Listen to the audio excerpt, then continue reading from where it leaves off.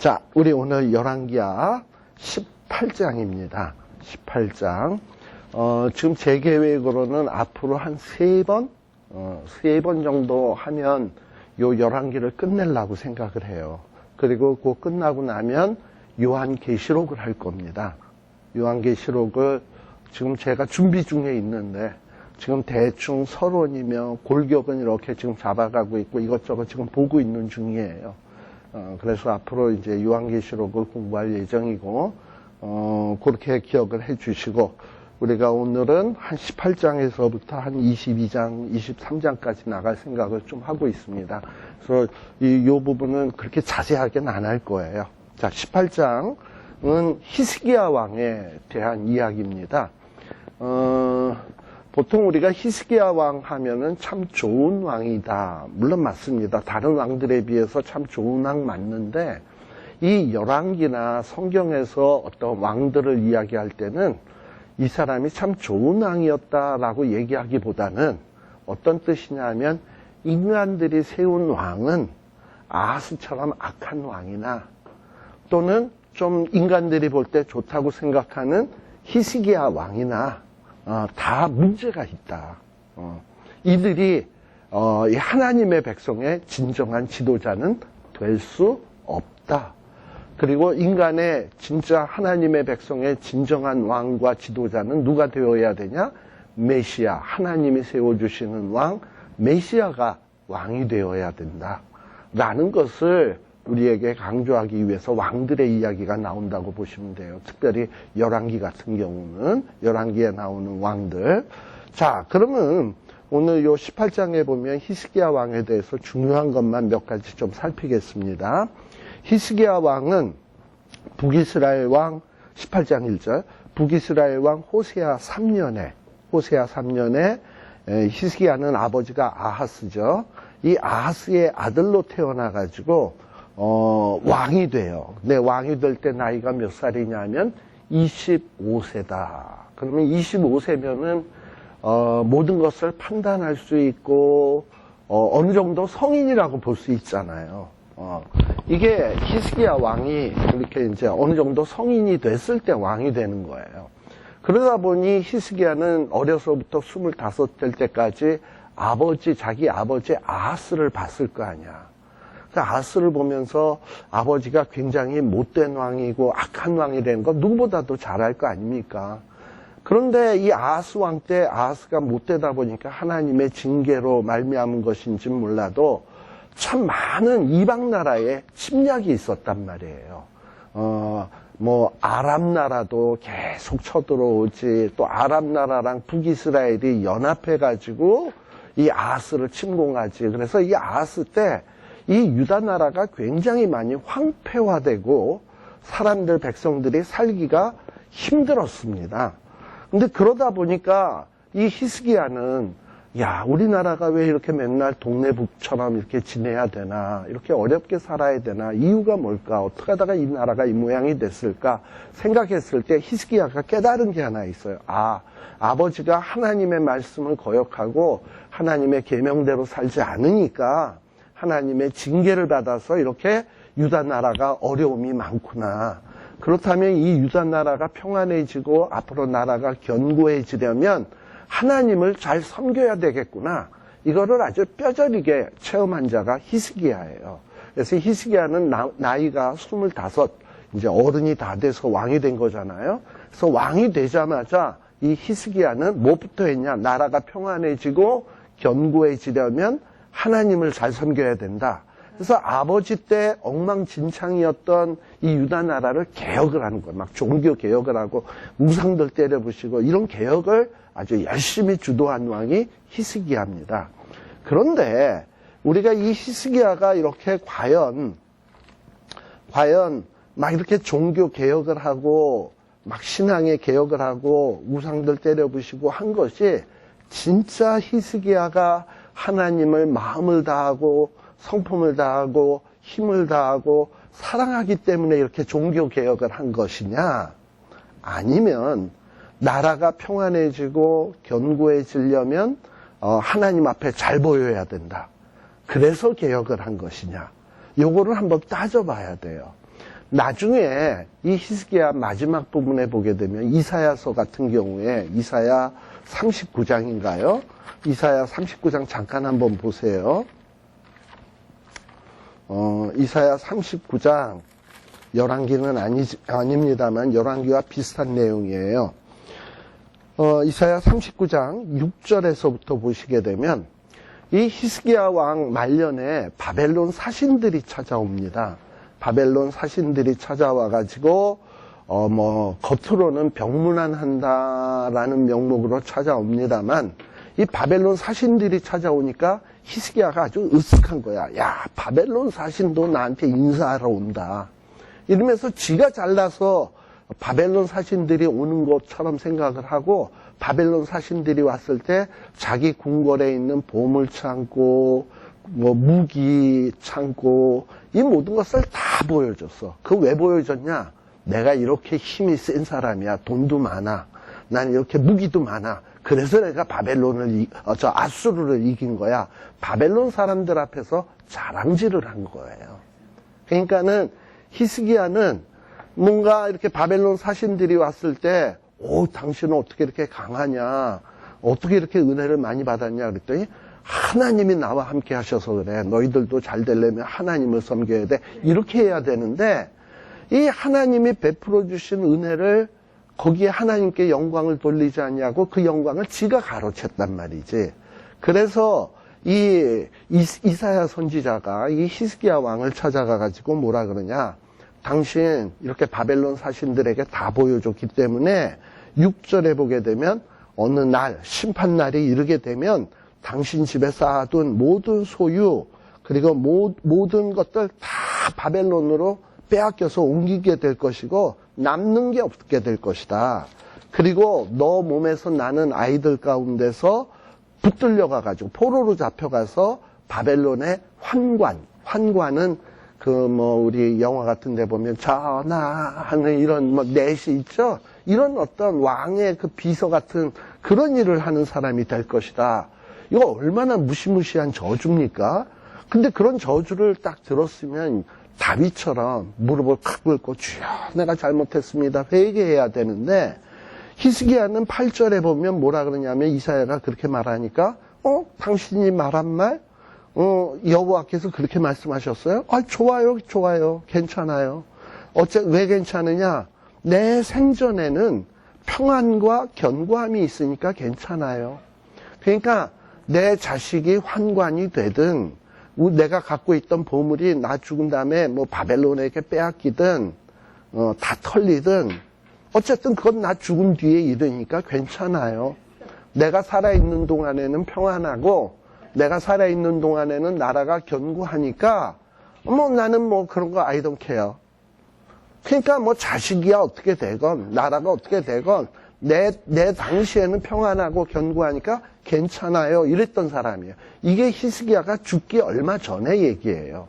근데 사람이 죽기 얼마 전쯤 이제 거의 나이 먹어서 죽기 얼마 전쯤에 하는 말들은 그 사람의 인생관이 담겨져 있습니다. 그렇잖아요. 그런데 히스기야의 가장 중요한 인생관이 뭐냐? 평안과 견고야. 어떻게 하면 평안하게 살까? 어떻게 하면 견고하게 살까? 이게 히스기야의 최고의 관심사예요. 왜 히스기야가 종교개혁을 했냐? 아버지 때 엉망진창이었는데 종교개혁을 했냐? 하나님을 사랑해서냐? 아니야. 어떻게 하면 평안해질까? 어떻게 하면 견고해질까? 그러기 위해서는 뭘 해야 되겠다? 하나님 앞에 잘 보여야 되겠다. 우상 때려부셔야 되겠다. 그러니까 하나님을 사랑해서 우상을 때려부신 게 아니고 평안하고 견고해지기 위해서 뭐 하는 거냐면 우상을 때려부신 거라 이 말이죠. 이게 히스기야의 어떻게 보면 신앙의 본질이다라고 봐야 됩니다. 자, 그래서 우리 이제 열왕기야 18장인데요.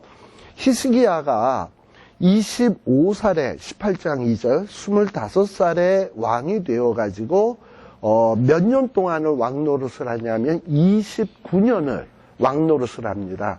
그러면 히스기야가 몇 살에 죽은 거예요? 25에다 29니까 54세에 히스기야가 죽습니다. 근데 이 히스기야가 우리 성경에 보면 뭐라고 되어 있냐 하면은, 이제 왕이 되자마자, 막 개혁을 해요. 3절에 보면 히스기야는 어땠다? 조상 다윗의 모든 행위와 같이 여호와 보시기에 정직히 행했다. 그래서 이거 그래도 좋게 평가해 준 거야, 열왕기가. 히스기야가 뭐 마음으로는 평안과 견고를 위해서 종교 개혁했지만 뭐 아버지에 비하면 얼마나 훌륭합니까? 우상 때려부셨으니까. 그래서 4절에도 보면 뭐 우상들 깨뜨리고 뭐 아세라 목상 같은 건 찍어버리고 심지어 어느 정도로 종교 개혁을 했냐면 모세가 만들었던 놋뱀 있죠? 놋뱀. 이거 왜 만들었죠? 그때 백성들이 불뱀에 물려서 죽어갈 때 놋뱀을 만들어서 이렇게 달아놓고 이거 쳐다보면 산다. 그래가지고 사람들이 놋뱀을 쳐다보고 살았잖아. 그러다 보니까 이 이스라엘 백성들 가운데 어떤 마음이 있었냐면 아플 때 자꾸 뭘 찾아가냐면 놋뱀을 찾아가는 거야.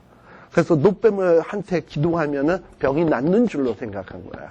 사실은 뭐 놋뱀이 뭐 불뱀에 물려 죽어가는 사람을 살린 겁니까? 아니죠. 하나님이 놋뱀 보면 산다 그래서 쳐다보는 자에게 하나님이 살려준 거지. 그러니까 살려주신 분은 하나님인데 사람들은 놋뱀을 쳐다보니까 사니까 놋뱀에 무슨 효염이 있나 보다. 그래가지고 놋뱀을 마치 우상처럼 섬겼단 말이지. 근데 히스기야 왕 이전에 어떤 왕들도 감히 모세가 만드는 놋뱀인데 이걸 때려 부실 생각을 한 사람이 없었어. 그러다 보니 사람들마다 백성들마다 놋뱀을 마치 우상 섬기듯 미신 신 섬기듯 그렇게 섬겼거든. 그러니까 히스기야가 이건 안 되겠다. 놋뱀도 때려 부시자. 그래서 놋뱀도 때려 부셨어요. 그러니까 히스기야는 어떤 왕도 하지 못했던 놋뱀도 때려 부실 만큼 철저하게 우상들을 파괴했던 사람이었다라는 거예요. 그래서 5절에 보면 히스기야는 어떤 자였다? 하나님을 의지하는 자, 유다의 여러 왕 중에 히스기야와 같은 자가 없었다. 여호와와 연합했었다. 그리고 하나님의 계명을 지켰다. 이렇게 평가를 해주고 있는 거예요. 근데 그나마 히스기야가 다른 왕보다 좀 나으니까 이렇게 평가해 준 거야. 그러나 열왕기에서 말하고자 하는 뜻은 뭐냐면 이렇게 훌륭한 왕이지만 다른 왕에 비해서 훌륭한 왕이지만 히스기야도 진정한 유다 나라의 백성을 다스릴 왕감은 아니다라는 것을 하고 싶은 얘기가 이 열왕기 기자가 하고 싶은 얘기예요. 자, 아무튼 이렇게 종교 개혁을 하니까 우상을 막 때려 부시고 하나님 보시기에 좋은 일들을 하니까 하나님이 히스기야에게 복을 주셔가지고 7절에 어떤 일이 벌어집니까? 여호와께서 저와 뭐 하심에? 함께 하심에. 저가 어디로 가든지 뭐 했다? 형통했다. 그리고 이 아하스는 아람 나라와 북이스라엘이 연합해서 쳐들어올 때 그 두 나라를 대항하기 위해서 누구를 의지했냐? 아수르, 디글랏 빌레셋이라고 하는 왕을 의지했었잖아요. 그런데 히스기야는 이렇게 그 아버지가 의지했던 아수르를 의지하지 않냐고 아수르를 배척했어. 여기에 보면 7절에 보면 아수르 왕을 배척하고 섬기지 않았다라고 돼 있죠. 그 당시에 가장 강력한 나라 아수르를 배척한다라는 것은 이건 보통 용기가 없으면 할 수 없는 일이야. 근데 그래도 히스기야에게는 내가 평안해지고 견고해지려면 아수르로 섬긴다고 되는 게 아니라 하나님이 도와주셔야 돼. 이런 마음이 있었던 거예요. 근데 하나님이 그 마음을 보시고 히스기야에게 복을 주셔서 형통하게 해주시고 함께 해주셨다는 거예요. 특별히 8절에 보게 되면 이 히스기야 왕이 어디를 점령했냐 이렇게 하나님이 함께 해주시고 형통하게 해주셔가지고 블레셋 사람들을 쳐들어가서 블레셋 사람들에게 그동안 빼앗겼던 성읍들 있잖아요. 이런 성들을 다 되찾아오는 거야. 근데 이 블레셋이라고 하는 나라는 당시에 이 아수르랑 딱 동맹을 맺고 있던 나라야. 근데 보세요. 블레셋과 아수르가 동맹을 맺고 있는데 히스기야는 아수르도 배척을 하고 아수르와 동맹을 맺고 있는 블레셋을 쳐들어갔으면 이 아수르 왕 입장에서 보면 히스기야가 얼마나 괘씸하겠습니까? 요것 봐라. 우리를 배척해? 우리와 동맹국인 블레셋을 막 쳐들어가? 그래서 블레셋의 성읍들을 막 빼앗아가? 요 히스기야를 가만두어서는 안 되겠네. 뭐 좀 이런 생각이 들 거 아니에요. 아무튼 히스기야가 겁도 없이 막 블레셋도 쳐들어가고 막 이러면서 견고한 성까지 막 점령을 한 겁니다. 근데 그때 이 아수르는요, 아수바니팔이라고 하는 왕이 죽고 굉장히 아수르가 혼란했어요. 그래서 막 히스기야가 막 블레셋도 쳐들어가고 아수르를 배척하는데도 히스기야를 혼낼 정신이 없었어. 그런 힘도 여력도 없었고. 그러다 보니까 히스기야가 막 신나게 개혁을 하고 막 신나게 막 우상 때려부시고 막 블레셋도 쳐들어가고 이랬던 거예요. 근데 이런 모든 것들이 다 뭐냐? 히스기야가 아버지와 다르게 우상을 배척하고 하나님을 섬겨야 평안해져, 견고해져. 하나님이 요 사실을 기쁘게 여기시고 아수르가 혼란하게 만드셨던 거고 아수르가 쳐들어오지 못하도록 다 막아주신 거야. 그러니까 우리가 하나님 앞에서 바로 살려고 하면 하나님은 주변의 상황, 국제적인 상황 이런 거를 다 하나님이 역사해서 우리가 하나님을 잘 믿을 수 있도록 또 하나님 앞에서 평안하게 생활할 수 있도록 하나님은 역사해 주신다는 거예요. 자, 그래서 히스기야가 막 종교개혁을 하고 막 열심히 그랬습니다. 자, 근데 또 문제가 생겼는데 9절 이하에 보게 되면 히스기야가 왕이 된 지 4년이 되었을 때 이때까지 열심히 종교개혁했어요. 그랬는데 4년이 되었을 때 저 아수르 나라가 이제 좀 정신이 돌아왔나 봐. 요 이스라엘 사람들 가만두면 안 되겠다. 근데 뭐 이스라엘을 쳐들어올 때 누구 먼저 쳐들어오겠어요? 북쪽에서 내려오니까 북이스라엘을 먼저 칠 거 아니에요. 그래서 북이스라엘을 쳐들어온 거예요. 히스기야가 왕이 된 지 4년 되었을 때. 그래가지고 이 살만에셀이라고 하는 왕이 북이스라엘을 쳐들어와서 사마리아를 포위를 해버렸어. 그리고 북이스라엘 사람들은 사마리아 성 안에 들어가서 웅크리고 이 지키기 작전, 성을 지키기 작전으로 한 거야. 근데 자그만치 몇 년 동안을 포위를 했냐? 10절에 보면 3년 동안 포위를 했어요. 여러분들 한 성을 3년 동안 포위를 하고 있으면 바깥으로 나갈 수도 없지, 농사지로 나갈 수도 없지, 얼마나 힘들겠어요. 결국은 3년 동안 포위를 하다 보니까 북이스라엘 사마리아 수도가 어떻게 됐냐? 아수르에게 함락이 돼버렸다라는 거예요. 그래서 아수르에 의해서 쫄딱 망해버린 거예요. 우리 지난 시간에 열왕기 하 17장에 보시면서 북이스라엘이 망한 이유가 뭐라고요? 아수르가 와서 뭐 3년 포위했기 때문에 여기 망한 것처럼 돼 있지만 사실상 망한 근본적인 이유는 뭐냐면 하나님의 계명을 어기고 율법을 지키지 아니하고 선지자의 말을 듣지 아니하고 뭐 이랬기 때문에 우상 숭배하고 이랬기 때문에 하나님이 망했다 그랬거든. 그러니까 히스기야는 북이스라엘이 망하는 걸 보면서 무슨 생각이 들까요? 아, 저들이 우상 숭배하고 결국은 저렇게 망하는구나. 그래서 이 사마리아가 포위됐을 때부터 망할 때까지 3년 동안도 열심히 막 종교 개혁을 하고 우리 유다는 살아남으려면 하나님을 잘 섬겨야 돼. 이러고서 막 한 거야. 근데 그러다 보니까 막 블레셋도 지가 점령을 하고 막 힘이 점점 세지기 시작을 했거든. 그러면서 히스기야 마음속에는 이제 무슨 생각이 되냐면 이제 아수르가 또 쳐들어올지 모르니 이제부터는 뭔가 국방을 튼튼히 해야 되겠다. 그래가지고 이 예루살렘 안에 있는 예루살렘은요, 예루살렘 성 안에는 물이 없어. 어디서 성 바깥에 있는 기혼이라고 하는 거기서 샘에서 물을 길어다가 예루살렘 성 안으로 갖고 와야 물을 먹을 수가 있어요. 그런데 이 물을 만일에 적들이 쳐들어와서 사마리아를 포위하듯 아수르 군대가 예루살렘을 딱 포위를 해버리면 물을 기르러 나갈 수가 없잖아. 그러니까 히스기야는 그게 고민이 돼가지고 그 기온샘에서부터 예루살렘 성 안으로 땅굴을 팠어요. 그래가지고 그 땅굴이 한 500m가 넘어. 굉장히 긴 거리에 땅굴을 판 거예요. 그래가지고 바깥에 있는 기온의 물을 예루살렘 성 안으로 끌어들이는 대공사를 했습니다. 이게 히스기야의 최고의 업적이에요. 지금도 성지 순례에 가면 꼭 가는 코스 중에 하나가 그 히스기야가 파놓은 그 수로 물 흐르게 하는 땅굴, 그걸 보게 한다더만. 전 안 가봐서 모르는데. 근데 그게 꽤 긴 공사예요. 근데 그게 히스기야 때 이루어진 거예요. 또 히스기야는 또 이렇게 아수르가 또 북이스라엘을 점령했으니 이제 우리 곧 쳐들어올 거니까 이거를 막기 위해서 어떻게 할까 고민을 하기 시작하면서 누구를 의지하기 시작했냐면 아수르와 대항할 수 있는 애굽을 의지하기 시작한 거예요. 아수르를 막아내려면 애굽과 동맹을 맺어야 되겠다. 그래서 이 애굽하고 또 동맹을 맺는 거예요. 근데 이런 것들이 실수인 거지. 아수르가 쳐들어올 것 같으면 오로지 누구만 의지해야 돼?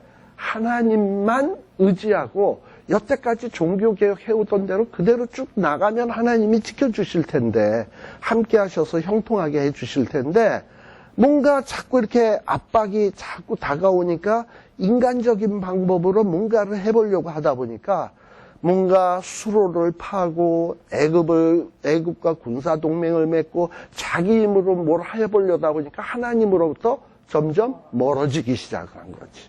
그래서 히스기야 왕 7년, 이 히스기야 왕 7년은 북이스라엘이 망한 때예요. 이때서부터 더 이상 히스기야는 하나님을 철저히 의지하지 않아. 오히려 애굽을 의지하고 자기 군사력을 막 강화시키는 데만 힘을 쓸 뿐이지 하나님 의지하는 일에 소홀해지기 시작하고 신앙에 더 이상 발전이 없는 거예요. 그러다 보니 하나님이 히스기야를 이거 가만두면 안 되겠거든. 그래서 이 히스기야에게 정신 차릴 수 있도록 뭔가 따끔하게 좀 혼을 내줘야 되겠다라는 이 생각을 하시고 하나님이 히스기야 왕 7년까지 이제 더 이상 발전이 없으니까 하나님이 한 7년간을 기다려 주셔. 히스기야가 이제나 돌아오나, 이제나 더 이상, 이제부터 나를 더 의지할 것인가, 언제 돌아올 것인가 기다려 준 거예요. 그런데 뭐 전혀 돌아올 생각을 안 하니까 히스기야 왕 14년 되었을 때, 그러니까 7년을 기다려 주신 거야, 하나님이. 회개하고 돌아오기를 7년을 기다려 줬는데 돌아올 기미가 없으니까 히스기야 왕 14년에 어떤 일이 발생되냐면 두 가지 중요한 일이 발생됩니다. 이거는 하나님께서 히스기야에게 정신 차리라고 주는 하나의 채찍과 같은 거예요. 첫 번째 일이 뭐냐면 아수르가 쳐들어오는 거예요. 아수르가 쳐들어와서 히스기야를 혼내키는 거야. 그 다음에 또 요 히스기야 왕 14년에 어떤 일이 벌어지느냐 하면 히스기야가 그만 죽을 병에 걸려요. 몸에 어떤 이런 종기 같은 게 생긴 것 같아요. 근데 뭐 이 당시에는 항생제 같은 게 없잖아. 안티바이오틱스는 이 약이 없잖아. 그러니까 이거 뭐 잘못 걸렸다 그러면 살이 썩어가면서 죽는 거예요. 또 죽을 병에 걸린 거예요. 그러니까 히스기야 왕은 자기가 왕이 된 지 14년 되는 해를 아마 잊을 수가 없을 거예요. 왜냐하면 그때 아수르가 쳐들어오고 또 아수르가 쳐들어온 데다가 또 설상가상으로 뭐냐면 자기 몸에 종기가 나가지고 죽을 병에 걸리고 이런 일이 발생되는 게 히스기야 왕 14년입니다. 자, 그러면 히스기야 왕 14년에 히스기야가 죽을 병이 걸린 것을 어떻게 아느냐 한번 생각을 해봅시다. 아까 히스기야가 몇 살의 왕이 되었다? 25세. 그죠? 그리고 몇 년을 왕 노릇했다? 29세. 29세. 그럼 54세에 죽은 거죠. 자, 그런데 히스기야가 죽을 병에 걸렸다 기도해서 몇 년 생명 연장받죠? 15년. 그러면 29에서 15를 빼야지. 29년 왕 노릇했는데 15년은 연장받아서 한 거니까는 그러면 29에서 15 빼면 14년이잖아. 왕이 된 지 14년. 그러니까는 히스기야 왕 14년에 히스기야가 죽을 병에 걸렸구나. 이걸 알 수 있어요. 자, 그렇다면 히스기야 왕 14년이 몇 살이냐면 히스기야가 25세의 왕이 되고 14를 더하니까 39, 40 요때거든. 그러니까 인생으로 치면은 나이 40에 한참 창창할 때 정말 히스기야에게는 청천벽력 같은 두 가지 일이 발생이 된 거예요. 첫 번째 큰 일이 뭐냐면 바로 여기 10절에 보게 되면, 몇 절이냐. 저기, 자, 13절. 거기에 보게 되면 히스기야 왕 14년 나오죠. 히스기야 왕 14년에 누가 쳐들어왔다? 아수르 왕 사네립이 쳐들어왔다. 우리 아까 북이스라엘을 점령할 때는 아수르 왕이 누구였냐면 살만 에셀이었어요. 그런데 이 살만 에셀이 죽고 그 아들 이제 사네립이가 왕이 돼가지고 히스기야 왕 14년에 사네립이 이 히스기야를 쳐들어오게 된 겁니다. 쳐들어와서 어떻게 됐습니까? 여기 13절에 보면 유다의 모든 견고한 성읍들 다 취해서 빼앗았다. 자, 히스기야는 그동안 아수르와 대항하기 위해서 성읍들을 어떻게 만들었을까? 견고하게 만들려고 노력을 했을 거 아니야. 또 블레셋의 견고한 성읍들도 다 막 이렇게 자기 것으로 삼았잖아요. 이렇게 되면 아수르를 이길 거라고 생각을 했잖아. 근데 웬걸 히스기야 왕 14년에 하나님께서 아수르 군대를 보내서 사네립의 군대를 보내서 어떻게 했다? 유다의 모든 성읍들을 다 빼앗아 가도록 한 거예요. 그러니까 자기가 국방력을 강화시킨다고 지킬 수 있는 게 아니야. 하나님이 원수에게 딱 내주면 암만 견고하게 만들었어도 다 뺏기게 돼 있어. 그렇잖아요. 그러니까 근데 이렇게 해서 뭔가 이렇게 견고한 성읍들을 다 뺏기고 전쟁에 지고 이러면은 히스기야가 뭘 해야 됩니까? 내가 성읍들을 견고하게 만들면 아수르를 막아낼 수 있을 거라고 생각을 했는데 다 뺏겼네. 왜 이랬을까? 내가 하나님 앞에 범죄했구나. 하나님 앞에 회개해야 되겠다. 뭐 이런 생각을 해야 맞는 것 아닙니까? 근데 14절에 보게 되면 히스기야는 어떤 방책을 쓰느냐? 히스기야가 라기스로 자기의 사신들을 보내가지고 아수르 왕에게 말을 해요. 뭐라고 말을 하냐? 내가 범죄하였나이다. 이거 누구에게 하는 말이야? 히스기야가 하나님께? 아수르 왕에게. 지금 히스기야가 이런 어려움을 당했으면 누구를 앞에 나아가야 돼? 아수르 왕을 찾아갈 게 아니라 하나님께 나아가서 하나님 내가 범죄했습니다. 내가 하나님 의지 아니하고 내 힘으로 견고하게 하려고 했네요. 이러고 회개를 해야 맞잖아요. 그런데 이 히스기야가 얼빠진 이 히스기야가 아수르 왕이 들어와서 막 때려부시고 뭐 자기네들은 막 전쟁에 지게 만드니까 아수르 왕에게 사신을 보내서 항복. 우리가 범죄했습니다. 하고선 아수르 왕에게 회개하고 있어. 그러고선 나를 떠나 돌아가소서 당신이 여기 14절에 보면 당신이 내게 어떤 무거운 짐을 지우든지 내가 다 당하겠습니다. 당신이 하라는 대로 다 할게요. 이 얘기예요. 그랬더니 아수르 왕이 뭐라 그러냐면 그래? 너네 그러면 은 300달란트 그 다음에 금 30달란트 이거 우리에게 바쳐 라는 거예요. 이 은 300달란트가 어느 정도의 분량이냐면 600만 명의 하루 품삯이야. 600만 명이 일을 해서 하루에 얻는 품삯이 300달란트야. 그러니까 엄청난 돈을 아수르 왕이 너 우리 말 잘 들을 거야? 그럼 돈 바쳐. 조공 바쳐. 이러니까는 히스기야가 은 300달란트, 금 30달란트를 정해서 아수르 왕에게 갖다 바치는 거예요. 근데 이렇게 금을 바치려니까 15절에 보면 히스기야가 어떤 짓거리를 하냐면 히스기야가 이에 아수르 왕에게 은금을 바쳐야 되잖아요. 그러다 보니까 어디를 털었다? 여호와의 전과 왕궁 곳간에 있는 은을 다 주었다. 왕궁 곳간에 있는 거는 지 거니까 줄 수 있어. 그쵸? 근데 여호와의 전에 있는 거는 누구 거야? 하나님 거잖아. 왜 아수르 왕에게 조공을 바치는데 하나님 걸 털어서 바치나? 그렇잖아요. 그러니까 이게 히스기야가 제정신이 아닌 거야, 이게 지금.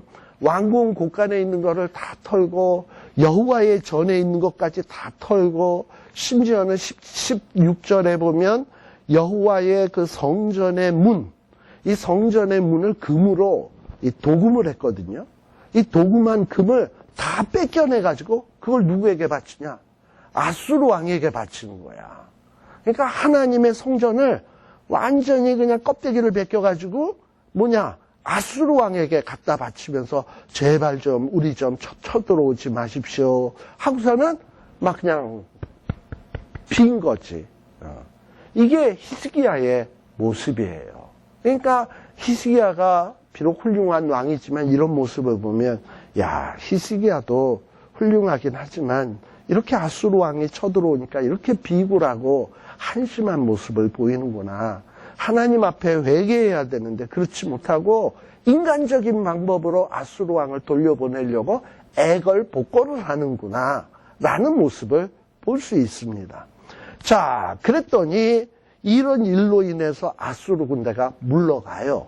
이때가 언제냐면 히스기야 왕 14년. 이게 아수르의 소위 제1차 침공입니다. 1차 침공.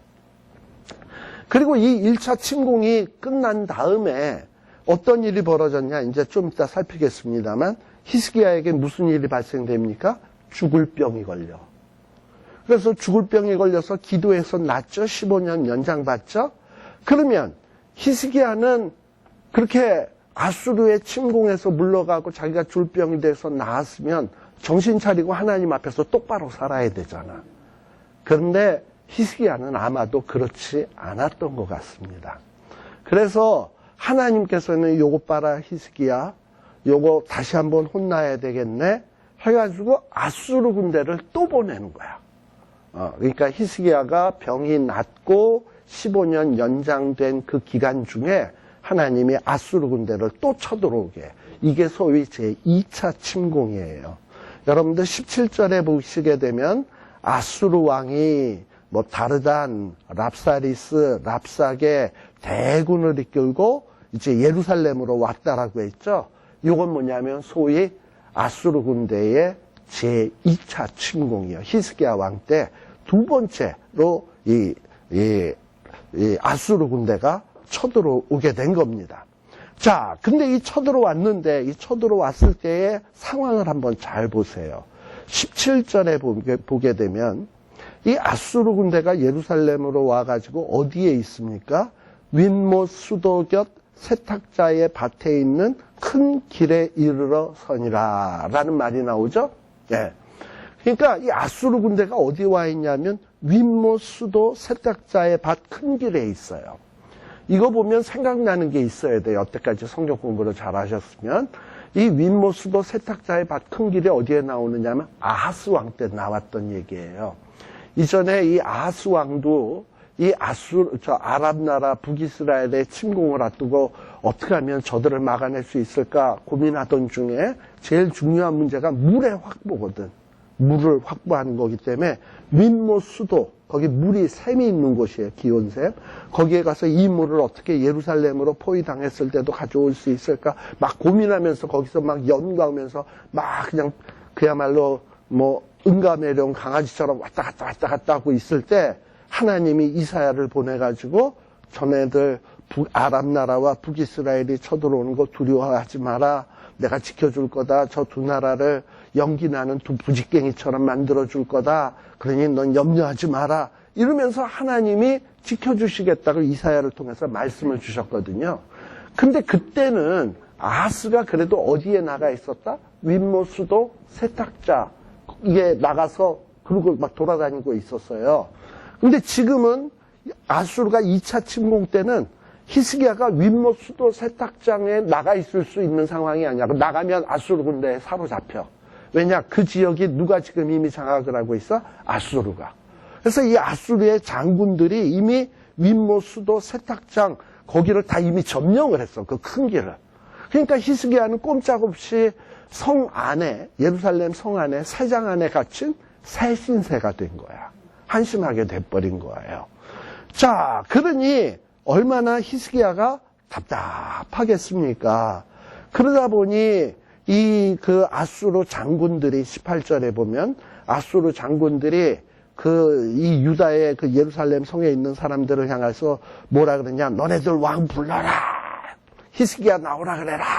이러고 얘기하는 거야. 포위하고서는. 그러니까 히스기야가 자기가 나가는 거는 자존심 상하잖아. 그러니까 자기 대신에 누굴 보내느냐 하면 18절에 보면 자기의 부하 hil기야의 아들 국내 대신 엘리야김, 서기관 셈나, 아사비 아들 사관 요아 이런 신하들을 대신 내보내게 된 거예요. 자, 그랬더니 이 신하들이 히스기야 대신 나오게 되니까 이 아수르의 군대 장관 랍사게 19절 랍사게가 이 히스기야가 보낸 사람들에게 막 이제 이스라엘을 유다 나라를 조롱을 하고 협박을 하고 공갈치는 일이 벌어지게 됩니다. 근데 랍사게의 말 가운데서 우리가 좀 중요하게 생각해야 될 일이 있습니다. 그게 뭐냐? 19절 랍사게가 히스기야가 신하들을 보냈죠. 근데 그 신하들에게 말하기를 뭐라 그러냐? 너희 이제 돌아가서 히스기야 왕에게 내가 전하는 말을 고해라. 그러면서 이제 말을 전하라는 거예요. 근데 그 말 전하는 내용 가운데 중요한 내용이 뭐냐면 아수르 왕의 말씀이 그 다음에 나오는 말 너의 의뢰하는 이 의뢰가 무엇이냐라는 거예요. 히스기야가 지금 히스기야를 포위하고 있죠. 근데 히스기야가 항복을 안 하고 있어. 그러니까 이 아수르의 군대 장관이 아수르 왕을 대신해서 야, 네가 지금 항복을 안 해? 네가 지금 뭘 믿는 게 있어? 네가 의뢰하는 게 있어? 네가 도대체 뭘 의지하는 거야?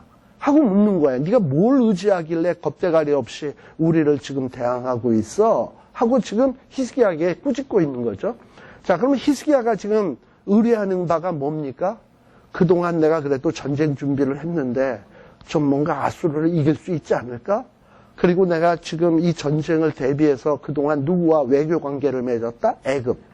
애굽이 도와주지 않을까? 그래서 애굽이 도와주지 않을까? 그동안 자기가 준비한 것이 뭔가 효력을 발휘하지 않을까? 이 생각을 하고 있었단 말이죠, 히스기야는. 그런데 이 아수르 왕의 그 부하인 랍사게는 뭐냐면 네가 뭘 의지하는 것 같은데 네가 의지하는 게 뭐냐? 21절. 저기 의뢰가 뭐냐? 20절. 네가 그동안 뭐 전쟁 준비를 해가지고 뭐 개교와 용력이 있다고 생각을 하는데 그거 아무것도 아니다. 너 말뿐이다. 너 막상 우리랑 붙으면 너는 전쟁에 진다. 네가 도대체 뭘 의지하고 우리에게 감히 까부느냐 이 얘기예요. 그러면서 21절에 그동안 히스기야가 애굽을 의지하려고 했잖아. 애굽에 대해서 언급을 하는 거예요. 네가 저 상한 갈대 지팡이 애굽을 의지하는구나. 애굽을 믿고서 지금 네가 까부는구나 라는 거예요. 근데 이 애굽을 뭐라고 표현하냐면 상한 갈대 지팡이라고 얘기를 하고 있어요. 원래 여러분들 파피루스라는 거 아시죠? 파피루스가 뭐냐면 이렇게 대나무 같은 이런 풀잎 같은 거를 잘라가지고 이렇게 겹쳐서 종이로 만들잖아. 근데 이 애굽은 나일강이 있어서 습지가 참 많아요. 그래가지고 곳곳에 이런 대나무 같은 게 참 많아, 대나무. 근데 이 대나무는요, 이 속이 비었잖아. 그래서 이 대나무 이렇게 해서 또랑해가지고 이렇게 뭐 대롱을 만들어서 물속에 이렇게 잠수함처럼 들어가서 숨도 쉬고 그러잖아요. 근데 이제 이 대나무 지팡이를 이렇게 짚다가 우직하고 부러지면 대나무가 막 이렇게 산산조각이 나면서 완전히 칼날보다도 더 예리하게 돼버리거든. 지금 그 얘기를 하는 거야. 네가 애굽을 의지해? 애굽은 마치 대나무와 같아. 상한 갈대와 같이 이게 쭉 갈라지게 되면 네 살을 확 베는 그런 존재야. 애굽은 의지할 존재가 아니라 애굽은 너를 상하게 할 존재인데 네가 애굽을 의지해?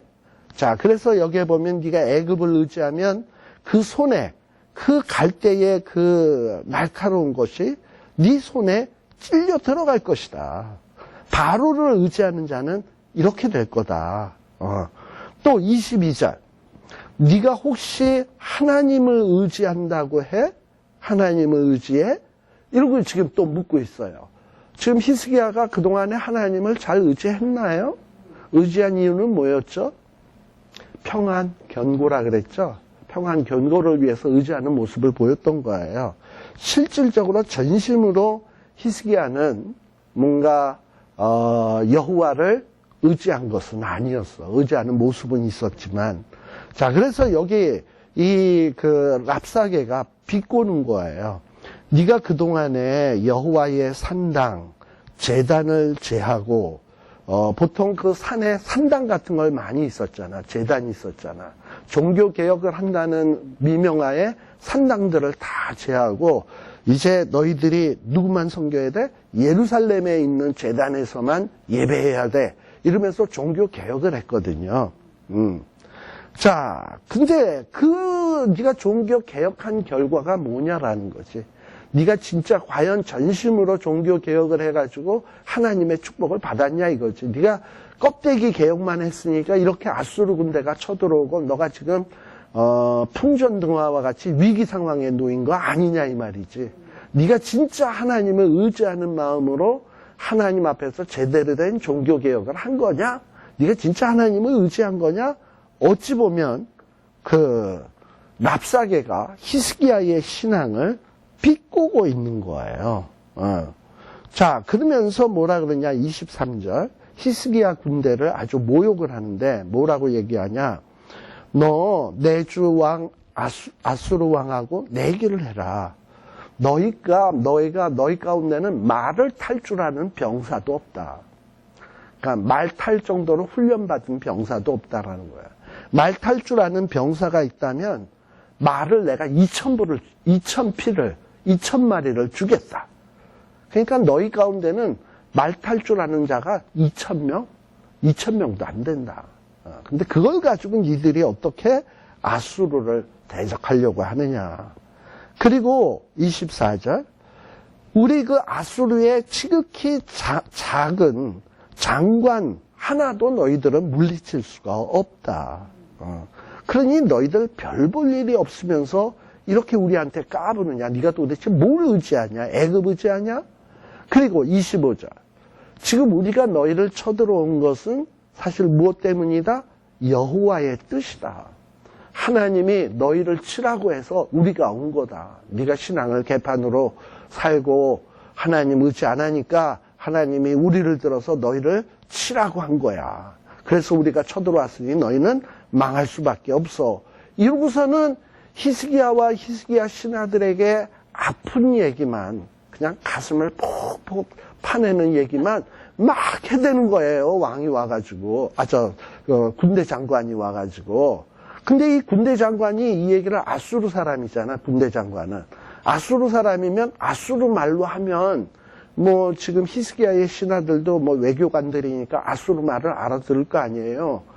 근데 이 아수르의 군대 장관이 워낙에 아수르 말도 잘하지만 히브리어도 잘해가지고 히브리어로 지금 이 얘기를 막 그냥 히스기야의 마음을 파내는, 신하들을 막 창피 주는 얘기를 막 큰 소리로 그냥 확성기대고 막 얘기하듯이 하는 거야. 그러니 이게 완전히 그 신하들과 히스기야는 그야말로 어쩔 줄을 모르는 거지. 야, 이거 우리 백성들이 들으면 우리의 체면이 뭐가 되냐. 이러고선 답답한 거예요. 그러니까 뭔가 하나님 앞에 회개하는 것보다 뭐가 더 급선무다? 자기들의 체면. 그렇죠? 자기들의 체면이 더 중요해. 백성들이 우리를 얼마나 한심하게 볼까, 이게 더 걱정이 돼. 그래가지고 이 신하들이 뭐라고 얘기를 하냐면 26절에 보게 되면 엘리야김, 셈나, 요아가 이거 히스기야의 부하들이죠. 이 히스기야의 부하들이 랍사게에게 말을 하는데 우리가 다 당신이 아수르 말로 해도 다 알아듣는데 제발 좀 그냥 아람 방언으로 얘기하지 히브리어로 말을 하지 마라. 유다 방언으로 하지 마라. 우리가 유다 사람들에게 얼마나 이게 창피하냐. 쪽팔리는 일이냐. 그렇지 마라. 이러고선 얘기를 하는 거예요. 근데 랍사게가 그 말을 듣습니까? 안 듣지. 신나게 그냥 계속해서 조롱을 하는 거예요. 뭐냐? 27절. 아수르 왕이 너에게 너와 뭐 신하에게만 알아들을 수 있는 말, 아수르 말 혹은 아람 말로 말하라고 나를 보낸 줄 아느냐? 웃기지 마라. 너희 유다 백성 전체 백성이 알아들으라고 나를 보낸 거니까 나는 지금 유다 방언 히브리어로 말할 수밖에 없다. 이러면서 너희 성 안에 있는 사람들이 이제 앞으로 뭘 먹을 거다? 너 히스기야 너의 신하들과 함께 뭘 먹을 거다? 대변을 먹을 거다. 또 뭘 마신다? 물이 없어서 뭘 마신다? 소변을 마신다. 진짜 이게, 뭐 우리는 이런 걸 보면서 과연 이게 진짜 대변을 먹고 소변을 먹을까? 이런 생각이 드는데, 여러분, 성읍이 포위돼가지고 막 한 몇 년씩 포위돼봐. 눈에 보이는 게 없으면 대변도 먹어요. 소변도 마셔요. 물 없으면요. 사람도 잡아먹고요. 이러면서 히스기야를 막 조롱을 하는 거예요. 자, 그러니까 지금 이런 모습은 뭐냐면 하나님께서 이 하나님을 의지하지 않는 히스기야를 따끔하게 혼내는 거야. 네가 의지해야 될 것은 하나님이다. 너가 평안해지고 견고해지는 비결은 하나님이 함께 하실 때, 하나님이 형통케 하실 때 가능하지, 네가 애굽을 의지하고 네가 군사력을 증대한다고 절대 평안해지고 견고해지는 것이 아니다라는 거예요. 자, 그리고서는 이제 그 유다 사람들에게도 이 랍사게가 얘기를 하는 거예요. 31절 보세요. 너희들 히스기야의 말을 듣지 마라. 너희는 이 아수르 왕에게 항복하고 나와라. 이렇게 아수르 왕에게 항복하고 나오면 아수르 왕이 너희에게 포도도 줄 거고 무화과도 줄 거고 그리고 물도 마시게 해줄 거고 그럴 거다. 그리고 너희들이 아수르 왕에게 항복을 하면 너희를 저 아수르에 있는 한 지방으로 옮기게 되는데 그곳은 아주 너희 고향 땅하고 똑같은 땅이고 거기에는 곡식도 있고 포도주가 있고 떡도 있고 포도원도 있고 기름나는 감람 꿀이 있는 지방이 있고 그런 지방이기 때문에 거기 있으면 너희들이 죽지 않고 살게 된다 하고서는 꼬시는 거예요. 그러면서 히스기야의 말 듣지 마라. 하나님도 의지하지 마라. 아수르 왕에게 순복하라. 나중이 되게 되면 마지막 말세 때가 되게 되면 이제 이런 일이 발생된 겁니다. 될 겁니다. 적그리스도 같은 존재가 나타나서 너희들 하나님 믿지 마. 하나님 믿으면 너네 내 손에 죽어. 근데 나에게 항복하면 내가 너희에게 먹을 것도 줄 거고 마실 것도 줄 거고 평안하게 살 수 있는 땅도 줄 거야. 어떡할래? 하고 우리에게 유혹하는 때가 오게 돼요. 지금 랍사게가 이런 모습을 보이고 있는 겁니다. 그러면서 이 랍사게는 더 한 걸음 나아가서 아주 교만해졌어. 33절에 보면 야, 이 세상 나라들 봐라. 이 세상 나라들 어느 나라들 가운데 그 어느 나라의 신들 가운데 아수르 왕의 손에서 살아남은 자들이 있느냐. 자기들이 이 건진받은 자들이 있느냐. 다 무너지지 않았냐. 34절에 보면 하맛, 아르밧 이런 신들 다 아수르에게 무너지지 않았냐.